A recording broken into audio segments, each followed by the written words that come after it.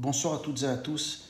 Voilà, je tenais à faire cette vidéo pour revenir sur ce qui s'est passé à Rafah et réagir, bien entendu, à ce tsunami de condamnation de tous les dirigeants mondiaux, que ce soit les chancelleries européennes, bien évidemment, comme à leur habitude, que ce soit l'ONU, que ce soit le président français Emmanuel Macron.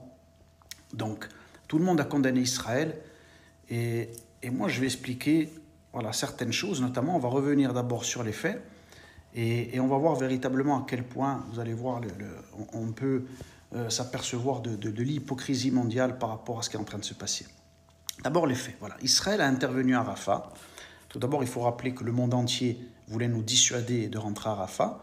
Il ne fallait surtout pas rentrer à Rafah parce que, finalement, on allait découvrir qu'il y avait des corps d'otages qu'on a pu rendre aux familles, plus de 70 tunnels qui ont été découverts, des hauts chefs du Hamas éliminés, comme c'est le cas, parce que ce qui s'est passé réellement à Rafah hier soir, c'est ça, le but, c'était d'éliminer des hauts commandants du Hamas, c'est le cas, et un site, un entrepôt extrêmement important, où il y avait une quantité d'armes inimaginable, et des explosifs. C'est la raison pour laquelle, bien entendu, il y a des dommages collatéraux, puisque regardez sur la carte derrière moi, la zone humanitaire est collée à la localisation de la frappe de Tsahal, collée. C'est-à-dire que le Hamas, bien entendu, dans sa stratégie, veut faire toujours un maximum de victimes, et donc c'est ce qu'ils arrivent chaque fois à faire, plus ou moins, ou ce qu'ils veulent faire. Mais là, dans une opération même ciblée, c'était impossible qu'il n'y ait pas des dommages collatéraux. Ça, c'est sur le plan, on va dire, technique, on va dire, une analyse, on va dire, sécuritaire. On essaie de décrypter ce qui s'est passé. Déjà, rien que par rapport à cet aspect-là, il n'y aurait pas dû avoir de condamnation. Parce qu'aucune armée n'aurait pu faire différemment que de ce qu'a fait Tsahal à Rafah. Ça, c'est le premier point. Le deuxième point, c'est ce que, comme je vous l'ai dit, tout ce que Israël est en train de découvrir à Rafah. Est-ce que le monde entier, vous allez me dire que le monde entier, tous les services de renseignement mondiaux ne savaient pas ce qu'il y avait à Rafah? Vous n'avez aucune information, que ce soit les Américains, que ce soit en Europe, de partout. Ils ne savaient pas qu'il y avait 70 tunnels, qu'il y avait des points qui reliaient l'Égypte et Rafah. Donc l'hypocrisie qui est en train de tomber pour l'Égypte aussi, qui joue un double jeu avec nous depuis des décennies. Les masques tombent, parce que l'Égypte est complice, bien entendu, et l'Égypte finalement est en train de mener une guerre hybride, parce qu'il ne faut pas oublier que l'Égypte a gardé en travers de la gorge sa défaite, bien entendu, dans les guerres israélo-arabes, et garde une haine profonde contre nous. C'est ça la réalité. Et aujourd'hui, les masques tombent, on le voit très bien. Voilà. Ces tunnels qui reliaient Rafah et l'Égypte avaient un but, bien entendu, stratégique, de pouvoir en permanence réarmer et que le Hamas puisse se restructurer en permanence. Et donc, c'est ce qu'Israël est en train de découvrir, qu'on va montrer au monde entier. Et je peux vous dire une chose, c'est que lorsqu'Israël aura terminé le travail, et on va aller jusqu'au bout, personne ne va nous empêcher d'aller jusqu'au bout. Entendez-moi bien, moi je suis qu'un simple juif, un Israélien, mais je peux vous dire que je n'ai jamais vu mon Premier ministre aussi déterminé. Et j'en appelle à tout le monde à prier pour lui et que l'Éternel le guide jusqu'au bout. Je peux vous dire qu'une fois que ça sera terminé, le monde entier va voir à quel point. Et Israël va pouvoir montrer finalement à quel point le monde était corrompu par rapport à la guerre juste que nous sommes en train de mener à Gaza. Et on va encore découvrir beaucoup de choses, vous allez voir, parce que plus Israël en fait est en train de continuer son opération à Gaza, plus on est en train de découvrir des choses extrêmement importantes, que ce soit des otages, que ce soit des sites qui étaient cachés, que ce soit des tunnels.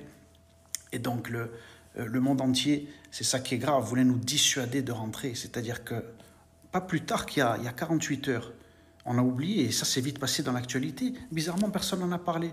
Mais la salve de roquettes, elle est venue d'où qu'il y a eu dans le centre d'Israël? Des roquettes qui sont tombées à Herzliya, dans le centre, de partout. Il y aurait pu y avoir des centaines de morts. Ça venait de Rafah, c'est-à-dire des roquettes ont été tirées de Rafah. C'est-à-dire que c'était le soir, ensuite, après cette salve de roquettes contre Israël, qu'Israël a riposté et bien entendu a frappé ce site où se trouvaient deux hauts chefs du Hamas qui ont été éliminés.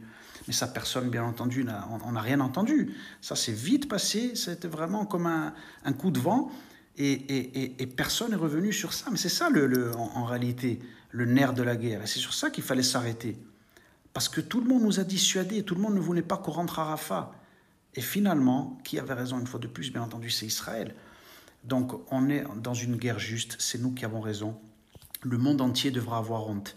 vous allez le payer d'une manière ou d'une autre de vouloir condamner Israël systématiquement, parce qu'il y a un Dieu sur terre. Ne vous croyez pas au-dessus de Dieu quand vous le condamnez Israël, vous croyez au-dessus de tout, avec votre ego, avec votre orgueil, et surtout aujourd'hui avec votre lâcheté, parce que finalement en étant aussi hypocrite et en n'étant pas derrière Israël, c'est ce que normalement le monde occidental devrait faire, le monde qui se prétend le monde libre, le monde démocratique, le monde éclairé, devrait être derrière Israël, parce qu'Israël est en première ligne aujourd'hui et fait le travail contre les forces de l'obscurité.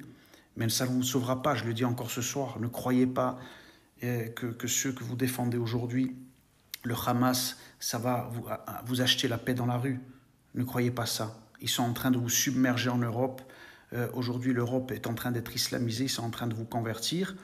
Et le fait d'être, finalement, de jouer les anti-israéliens avec cet antisémitisme virulent ne vous sauvera pas. Croyez-moi, je vous le dis encore, ça ne vous sauvera pas. Au contraire. Une fois qu'ils auront la main sur certains pays qui vous auront convertis et islamisés, eh bien, ils se souviendront à quel point vous avez été lâches. Vous-même, à l'intérieur de vos propres pays, vous n'avez pas défendu votre identité, vous n'avez pas vendu les valeurs que vous êtes censé défendre en permanence. Ça, ils l'oublieront pas et ils vous le feront payer. Nous, ne vous inquiétez pas pour nous, malgré vos condamnations, et je crois que Golda Meir, aujourd'hui, si elle serait là, eh bien, elle avait cette célèbre phrase: on préfère recevoir vos condamnations que vos condoléances. Alors continuez, et nous aussi on continue jusqu'au bout, jusqu'à la victoire totale.